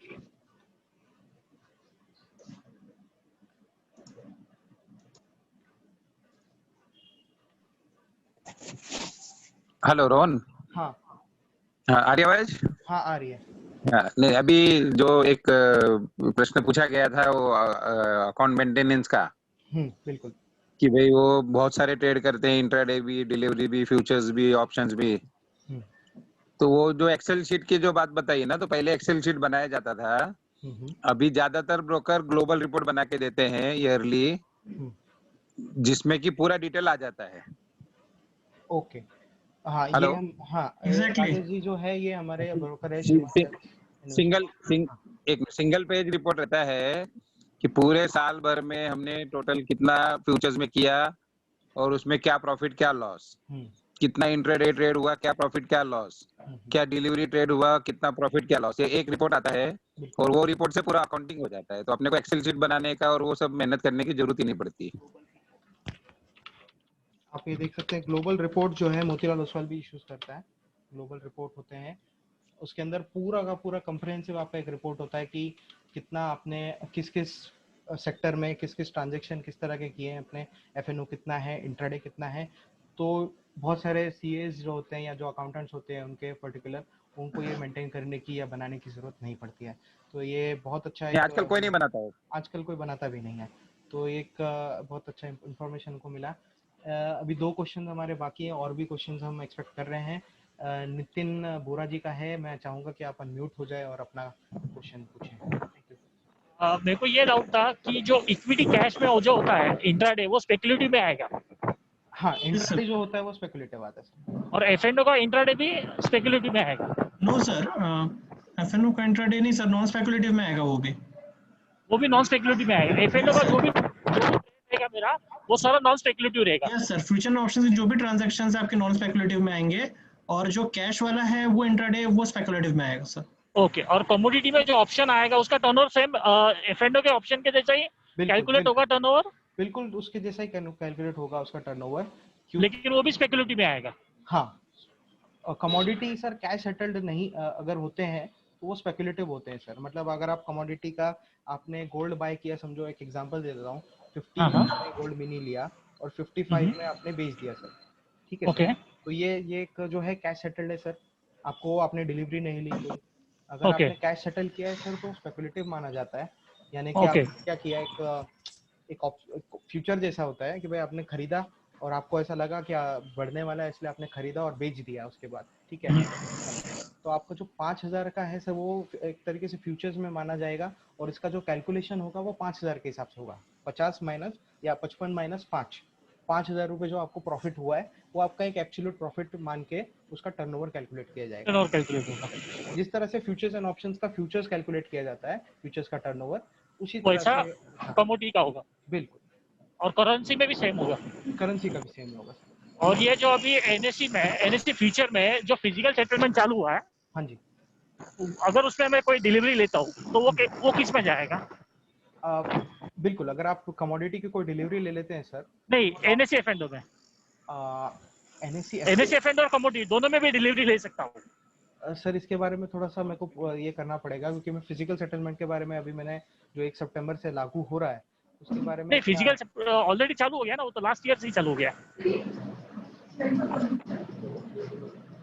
ठीक है, स्पेकुलेटिव होता है सर, नॉन स्पेकुलेटिव होता है सर, वो नॉन स्पेकुलेटिव में ही आएगा डिलीवरी? हाँ बिल्कुल, डिलीवरी लिया तो सर नॉन स्पेकुलेटिव हो जाएगा। ओके, कैश सेटल नहीं करते हुए डिलीवरी लिया तो नहीं, F&O में पूछ रहा हूँ मैं। हाँ सर, अगर आप डिलीवरी लेते हैं तो भी वो नॉन स्पेकुलेटिव माना जाएगा। F&O में सर कोई भी ट्रांजैक्शन नॉन स्पेकुलेटिव होता है, F&O का कोई भी ट्रांजैक्शन नॉन स्पेकुलेटिव में जाएगा? बिल्कुल, एग्जैक्टली सर। ओके चलेगा, thank you. Welcome sir. Ramniwas ji Agrawal ji का भी क्वेश्चन था, उनका भी मैं उनको अनम्यूट, मैं चाहूंगा कि वो अनम्यूट हो और अपना क्वेश्चन पूछें। हेलो, हाँ नमस्ते। अब मेरी आवाज आ रही है ना आपको? हाँ आ रही है सर, आप अच्छी से आ रही है आपकी आवाज। ओके, तो मेरे को ये पूछना था कि ये क्या जो एसएससी है उसके हाथ में होता है कि वो प्रिजम्पटिव ले ले एक साल बुक्स ऑफ अकाउंट्स के बेसिस पे ले ले, या एक पैटर्न ही अडॉप्ट करना पड़ेगा उसको हर साल के भाई अगर वो प्रिजम्पटिव ले रहा है तो हर साल प्रिजम्पटिव भी लेना पड़ेगा, या बुक्स ऑफ अकाउंट्स के बेसिस पे ले रहा है तो हर साल बुक्स ऑफ अकाउंट्स के बेसिस पे लेना पड़ेगा? यस सर, सर ये डिपेंड करता है कि आप प्लानिंग कैसे कर रहे हैं टैक्स की। अगर आपका टर्नओवर की बेसिस पे प्लान होगा सर, अगर आप प्रिजम्पटिव लेना चाहते हैं, अगर आपका प्रॉफिट ऑलरेडी 6% के ऊपर से आ रहा है, जस्ट टेक एन एग्जांपल, आपका प्रॉफिट 6% के अबव आ रहा है, तो अगर आप प्रिजम्पटिव लेंगे तो आपको 6% तक भी टैक्स पे करना है। लेकिन अगर आपका प्रॉफिट 6% के नीचे आ रहा है तो सर आपको नॉर्मल सिस्टम लेना पड़ेगा। और अगर आपका 6% से नीचे आ रहा है आपका प्रॉफिट, और अगर आपकी टैक्सेबल इनकम 2.5 लाख से ऊपर है, मतलब बेसिक एजम्पशन से ऊपर है, तो फिर आपको बुक्स एंड अकाउंट मेंटेन करने पड़ेंगे। सर ये डिपेंड करता है एसएससी टू एसएससी, और डिपेंड करता है कि उसके प्रॉफिट क्या है, उसका टर्नओवर क्या है। टर्नओवर आपका ये तो आईपीओ को भी दिखेगा ना, इसलिए ये वाला सिस्टम ले रहे हैं क्योंकि इसमें इनको कम टैक्सेबिलिटी आ रही है, तो वो उसको अलाउ क्यों करेगा? सॉरी सर, वंस अगेन मैं बोल रहा हूँ ये तो इनकम टैक्स ऑफिसर को भी समझ में आएगा ना कि इनका एक्चुअल जो प्रॉफिट है वो इस हिसाब से ज्यादा या कम है, जिसमें टैक्स लायबिलिटी ज्यादा या कम आ रही है, तो ये उस हिसाब से सिस्टम को अडॉप्ट करे। तो हर साल बदलने की अनुमति देगा क्या वो? हाँ सर, बदलने की अनुमति देगा, हर साल बदलने की अनुमति देगा सर। वो डिपेंड करता है सर कि आप, सर ये इनकम टैक्स वालों ने रिलीफ दिया है प्रिजम्पटिव करके।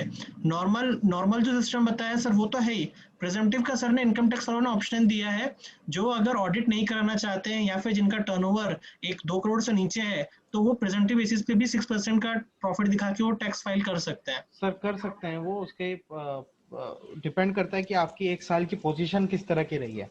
अगर आपको लॉसेस है तो सर आप नॉर्मल कीजिए, आपको कोई जबरदस्ती नहीं है कि आपने पिछले बार प्रिजम्पटिव लिया था तो आपको फिर से जो है इस बार प्रिजम्पटिव ही लेना है, और बिना बात के या बिना प्रॉफिट के आपको 6% भरना है।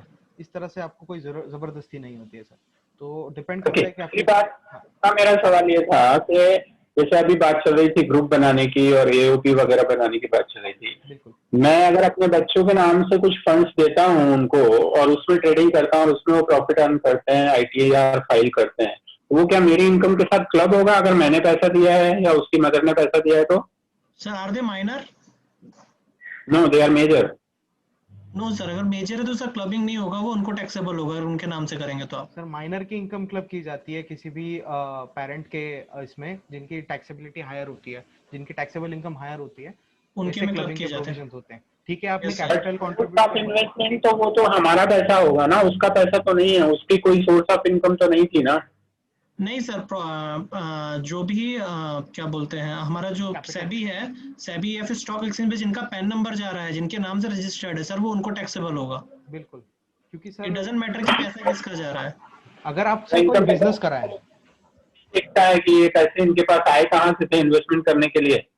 सर आप गिफ्ट दिखा सकते हैं, सर, आप आप कैपिटल gift दिखा दिखाएं, सकते कोई हैं। भी चीज कीजिए, लेकिन मैं आपको एक एग्जांपल दे देता हूँ। अगर आपने समझो कोई बिजनेस कराया होता सर उनको, ठीक है, और आपने आपके मेजर लड़के को या लड़की को आपने गिफ्ट दिया या आपने कैपिटल दिखाया कि भाई उनकी तरफ से मैंने कैपिटल लगाया है, तो सर वो अलग विषय होता था, क्योंकि उसके अंदर आपको एक ये होता था कि भाई कैपिटल इनका लगा है, तो दो तरीके से हो सकता है, या तो गिफ्ट दिया जाएगा कि मम्मी पापा ने गिफ्ट दिया है, या फिर परमानेंट उनको कैपिटल नहीं दिया, मान लो बिजनेस करने के लिए दिया and they are going to return it, so can we show it as a loan?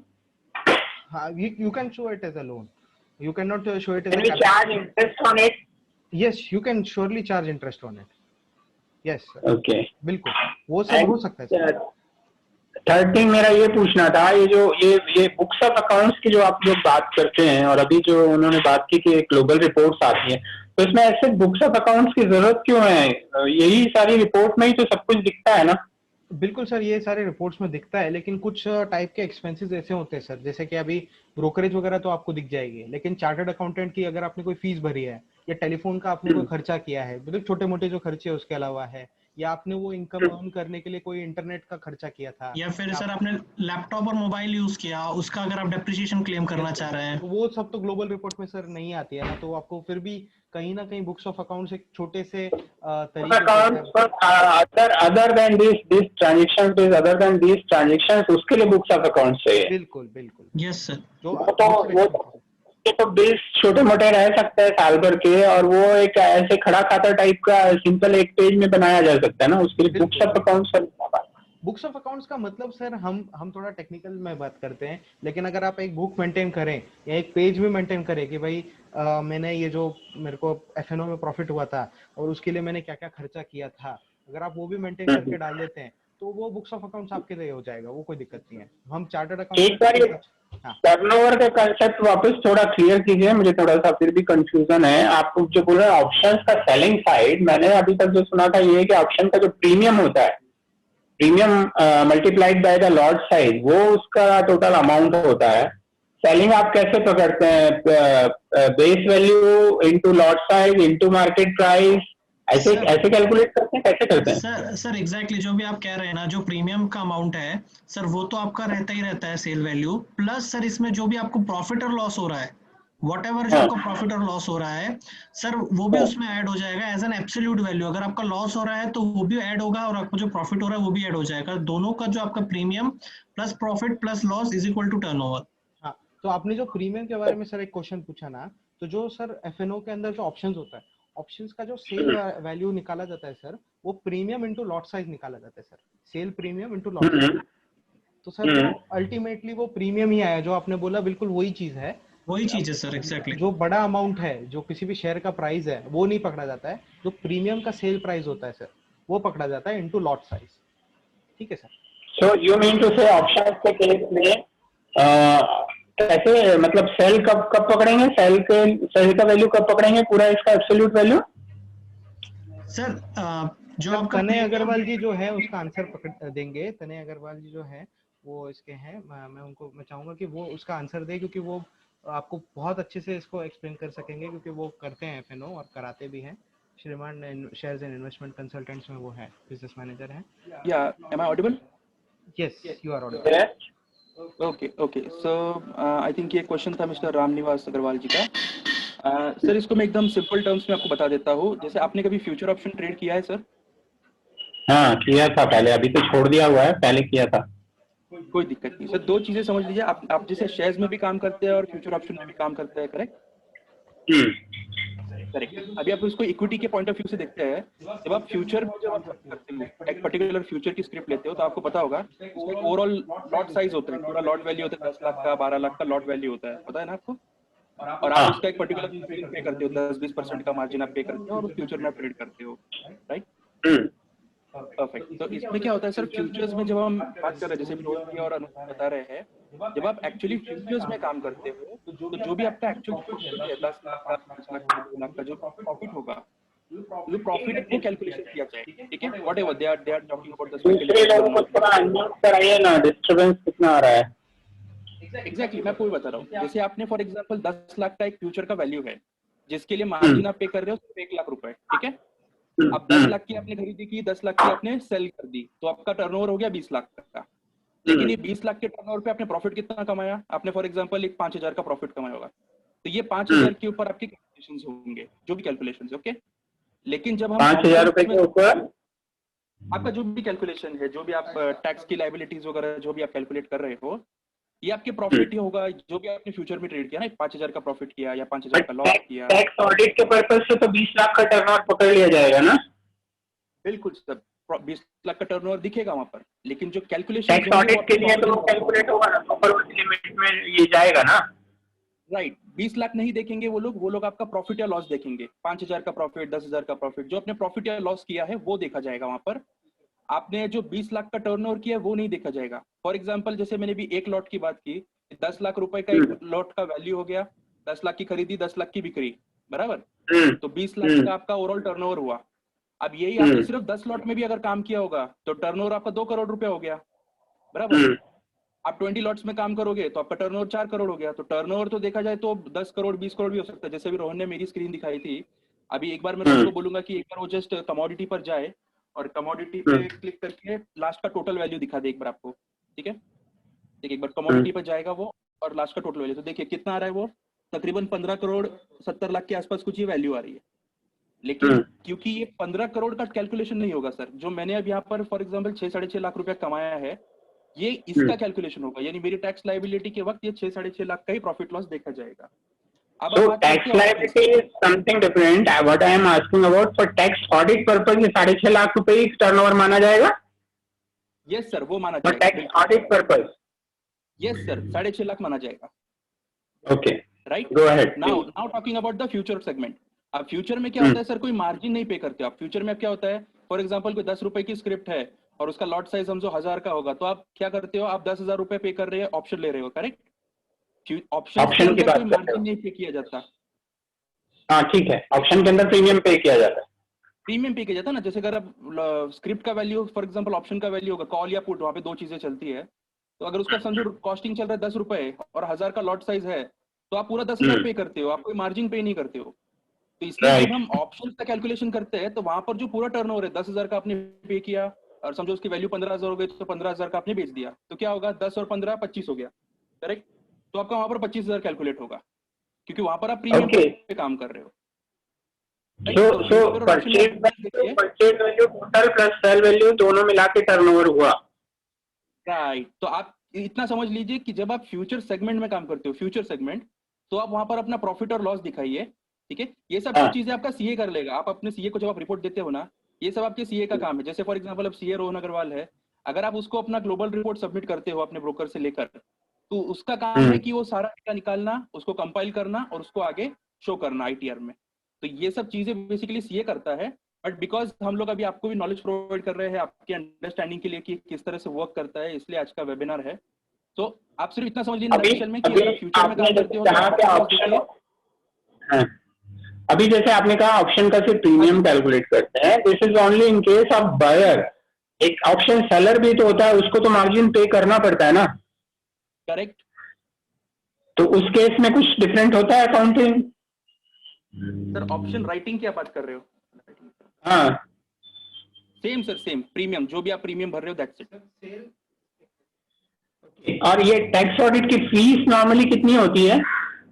Sir it depends now, tax audit की फीस तो depends on CA to CA, but ये इसका answer I think so Rohan जो है ज्यादा better दे। Sir मैं आपको बता दूं, टैक्स ऑडिट की जो फीस होती है वो अलग अलग केसेस में अलग अलग होती है वैसे तो, लेकिन यूजुअली कोई भी एफएनओ ट्रांजैक्शंस में जो अगर आप एफएनओ करके अगर आपको टैक्स ऑडिट एप्लीकेबल हो जाता है तो लगभग 12 से 20 या 25,000 तक जाती है सर। 12,000 के आसपास कोई भी सीए ले लेता है, क्योंकि sir tax audit report file करनी होती है उसके अंदर, तो काम इन्वॉल्व होता है। तो 12,000 से 25 या 20 तक भी होता है। कोई बड़ा ट्रेडर हो, किसी को ज्यादा हो, तो वो है उसको जो है ज्यादा फीस अप्लाई की जाती है, चार्ज की जाती है। टर्नओवर बेस्ड होती है क्या? बिकॉज रिपोर्ट्स तो नॉर्मली जैसे अभी बताया 1 पेज में आ जाती है ग्लोबल रिपोर्ट्स, तो वो उसमें आजकल ब्रोकर लोग रेडीमेड वो भी देते होंगे, मैं आई अज्यूम के सब कैलकुलेशन करके भी देते होंगे, फिगर निकाल के भी देते होंगे, इंट्राडे के अलग, फ्यूचर्स के अलग, ऑप्शंस के अलग, प्रॉफिट अलग, लॉस अलग, कम। टर्नओवर बेसिस पे ज्यादातर सीएस नहीं करते हैं चार्ज कोई भी। यूजुअली सर उस पर डिपेंड करता है कि जैसे टैक्स ऑडिट है, अगर आपका एक मैं आपको बता दूं, मैं अपना ही एग्जांपल देता हूं कि हमने जो है कुछ टाइम पहले एक टैक्स ऑडिट कराया एफएनओ का सर। तो हमने जो है उनका काम जो था वो काफ़ी छोटा था, उनका काम हमको ज़्यादा कुछ करना नहीं पड़ा, सिर्फ टैक्स ऑडिट रिपोर्ट फाइल करनी थी सर। तो हमने उनसे 12,000 रुपये चार्ज किए थे सर। कोई सीए होता है जिसका रेट बहुत अच्छा होता है, वो छोटे मोटे काम के लिए भी 20-20 हज़ार रुपये चार्ज करता है, ठीक है सर। तो डिपेंड करता है, सीए टू सीए भी डिपेंड करता है कि कोई सीए इसको टर्नओवर बेसिस पे देखे या नहीं देखे। हम तो सर टर्नओवर बेसिस पे नहीं देखते हैं यूजुअली, हम देखते हैं कि भाई क्लाइंट कैसा है और हमको उस पर काम कितना करना है। तो मतलब अगर आपको मतलब डिपेंड करता है कि हम कोई भी ये नहीं बता सकता कि 12,000 ही लेगा या 20,000 ही लेगा, सबका अलग अलग रेट होता है सर अपना। Sir it also depends on the कि बेसिक उनका अदर इनकम क्या है, लाइक अगर वो सैलरीड है, अगर वो बिजनेस है, वो भी उस पर भी डिपेंड करता है। क्योंकि अगर हम ऑडिट कर रहे हैं तो सर उनका जो डेटा अदर इनकम का डेटा है वो भी हमको फिल आउट करना पड़ता है इनकम टैक्स की वेबसाइट पे, तो वो उस पर भी डिपेंड करता है सर। जितना कॉम्प्लेक्स केस होगा उनके अदर इनकम का भी और एफएनओ का, उस पर डिपेंड करता है कि सर फीस क्या चार्ज की जाती है। Okay, thank you. Thank you sir, welcome sir. Sakshi का एक क्वेश्चन है, साक्षी गोयल, मैं चाहूंगा कि वो अनम्यूट हो। हाँ, साक्षी का एक चैट पे आया message, if I am in overall loss during a particular financial year from FNO, then still do I need to get it audited by a CA? If I don't go for audit, then will be Sakshi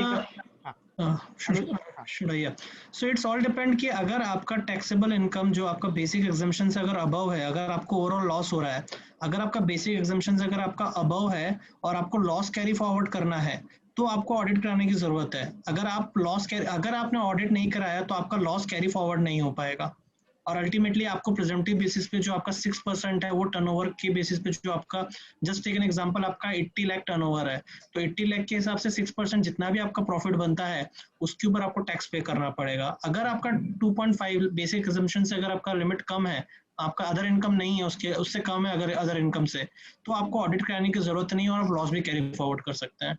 और second thing आप बोल रहे हैं scrutiny generally ऐसे नहीं आती है, basically depend करता है अगर आपकी इनकम टैक्स रिटर्न फाइल अगर आपने गलत किया है और या फिर अगर आपका टर्नओवर 1 करोड़ के ऊपर जा रहा है और आपने ऑडिट नहीं कराया है तब आपको स्क्रूटनी आएगी। बिल्कुल। तो स्क्रूटनी का जो सिस्टम होता है वो होता है after filing of income tax return. तो एक minute, what is the last date for tax audit? Sir अभी जो लास्ट डेट अभी इनकम टैक्स के हिसाब से आई है वो 30 नवंबर है। तो 30 नवंबर है, हाँ 31 अक्टूबर है सर, 31 अक्टूबर। यस, और जो 30 नवंबर है वो इंडिविजुअल्स के लिए जो है इनकम टैक्स रिटर्न फाइलिंग की डेट है। या 31 October is 31 October is the last date for tax audit and 30th November is last date for the income tax return filing. बिल्कुल। तो साक्षी का जो है मेरे को लगता है कि हो गया हो, लेकिन कुछ और भी होगा तो वो पर्सनली भी पूछ सकते हैं फोन करके या मेल डाल के। किसी और को कोई क्वेश्चंस हो या किसी के और ये हो, प्लीज रेज द हैंड। हाँ, निधि जी का एक आया क्वेश्चन, मैं चाहूंगा कि वो अनम्यूट हो।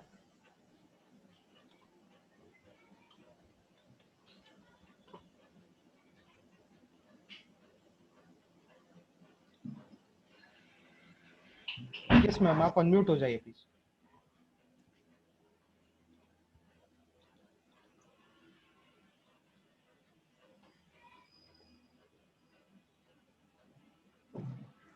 यस मैम, आप प्लीज अनम्यूट होइए, मैंने आपको, हाँ थैंक यू मैम। ये जो स्क्रूटिनी वाला जो अभी सवाल आया, हाँ जी, मेरे ख्याल से एक तो जो आपने जवाब दिया कि स्क्रूटिनी में तब आता है जब कोई कुछ उसमें कोई डिफेक्ट हो, मतलब कोई कमी हो। Yes ma'am. और दूसरा मेरे ख्याल से जब से ये कंप्यूटराइज्ड हुआ है इनकम टैक्स, तब ये रैंडम बेसिस पे मैम स्क्रूटनी का बहुत मैं आपको बताता हूँ लगभग हर एक को इंटीमेशन तो मैम सेंड किया ही जाता है। लगभग जो 143(1) में एक इंटीमेशन आता है, ठीक है, वो हर एक को सेंड किया जाता है।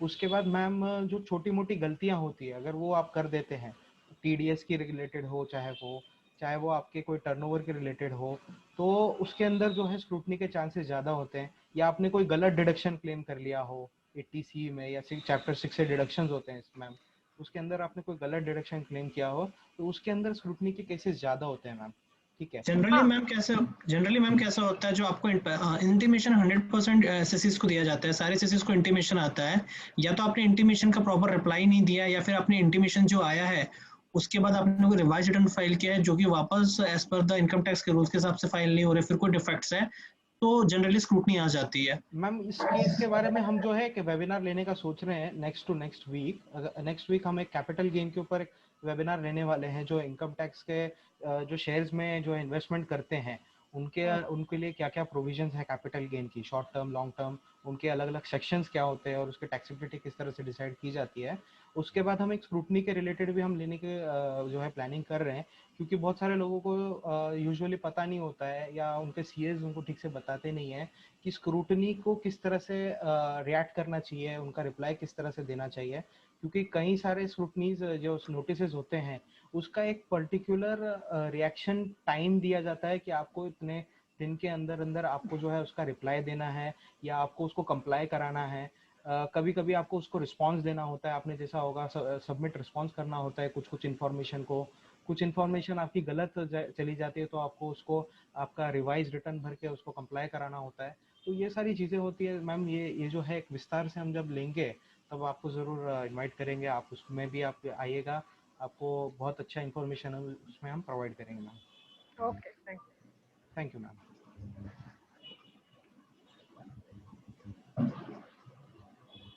और किसी को कोई क्वेश्चन हो तो वो प्लीज़ रेज हैंड कीजिए। आप हमें जो क्वेश्चंस हैं आपके पर्सनल जो है आप हमें चैट पे भी भेज सकते हैं, ये हमारे व्हाट्सएप नंबर्स हैं जो फ्लैश हो रहे हैं स्क्रीन पर। मैं सीए रोहन राजेश अग्रवाल और मेरा पार्टनर अनुज अग्रवाल, इन दोनों के नंबर्स हैं। और हमारे जो फर्म है उसका भी हमने मेल आईडी भी दिया हुआ है, आप मेल पे भी अपने क्वेश्चंस पूछ सकते हैं, आपके डाउट्स पूछ सकते हैं, हम जब भी हो उसका ज़रूर। थैंक यू सर, वसंत कुमार गुर्जर जी ने हमको वेरी नाइस लेक्चर और बहुत बढ़िया। थैंक्स सर, आपने बहुत बड़ा हमको ये किया है, शाबाशी दी है। हम सभी को अच्छा लगा, हम आप सब जुड़े, आपका कीमती समय आपने इस सेशन के लिए दिया।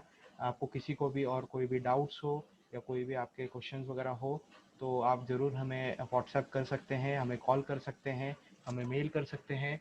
आप मुझे मेरे तक या अनुज तक तने अग्रवाल जी से या राजेश अग्रवाल जी से भी जुड़ सकते हैं। तने अग्रवाल मेरे भाई हैं और राजेश जी मेरे पापा हैं। कभी भी आपको कोई डाउट हो तो आप कर दीजिए। मैं मीटिंग एंड कर रहा हूँ 1 मिनट में, अगर कोई किसी को कुछ और हो तो आप प्लीज़ जरूर दीजिए। ये तने अग्रवाल जी का नंबर है जो मैं अभी भेज रहा हूँ।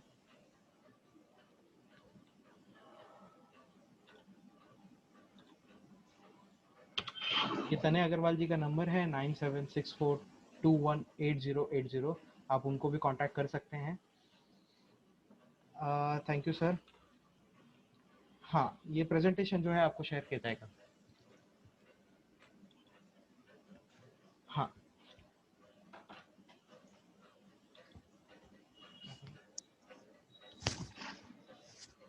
पापा को, हाँ राजेश जी 1 मिनट। हेलो। हाँ रोहन, आ रही है आवाज? आ रही है। Thank you. First of all congratulation, बहुत बढ़िया वेबिनार था, क्योंकि टैक्सेशन ऑन शेयर्स था इसलिए हमारे लिए भी बहुत इजी रहा वो। तो मैं सिर्फ इतना ही बताऊंगा कि आप लोगों तक ये जानकारी जरूर पहुंचाएं कि टैक्स से घबराने की जरूरत नहीं है, क्योंकि हमारे पास भी जब क्लाइंट्स आते हैं ना तो बहुत सारे क्लाइंट्स घबराते हैं टैक्सेशन कैसे होगा क्या होगा।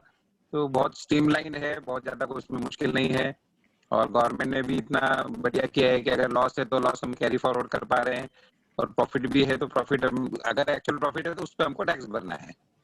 तो इसका अगर अच्छा से अगर आप आर्टिकल बना के देंगे तो हम हमारे पेपर में भी छाप देंगे और हमारे ग्रुप में भी डालेंगे ताकि सबको फायदा होगा उसका। बिल्कुल बिल्कुल, ये हम इसका प्रेजेंटेशन भी शेयर करने वाले हैं, इसका मैं एक आर्टिकल अच्छा भी सा बनाने प्रेजेंटेशन वाले हैं। बनाई है कि स्ट्रीमलाइन करके कि किस तरह से कौन कौन से टैक्सेशन है और क्या क्या ध्यान रखना है, तो I think it will be useful for all. ये जो वीडियो है ये हम YouTube पे भी डालने वाले हैं, ये रिकॉर्ड हुआ है, ये जो हमारा वेबिनार है। किसी और को आपको अगर शेयर करना हो तो आप हमारा YouTube चैनल जो है उस पर शेयर कर सकते हैं। YouTube चैनल और उसकी जो लिंक की डिटेल्स है वो आपको अलग अलग व्हाट्सएप ग्रुप्स के थ्रू जो है पहुंच जाएगी।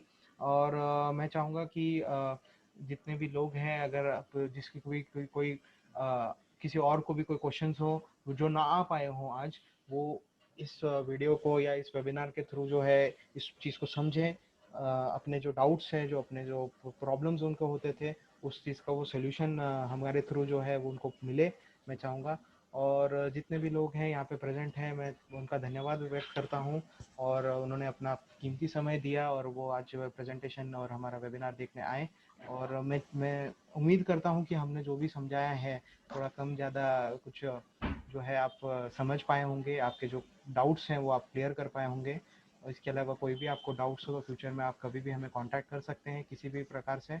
और thank you very much for joining. मैं अभी 1 मिनट के अंदर जो है मीटिंग क्लोज कर दूंगा। किसी और को कोई भी अगर क्वेश्चन हो, अभी भी आपके मन में कोई सवाल शंका हो तो आप ज़रूर पूछें, अपना रेज हैंड कर लीजिए। ये एक आखिरी मौका 1 मिनट का हम सभी को दे रहे हैं। Thank you.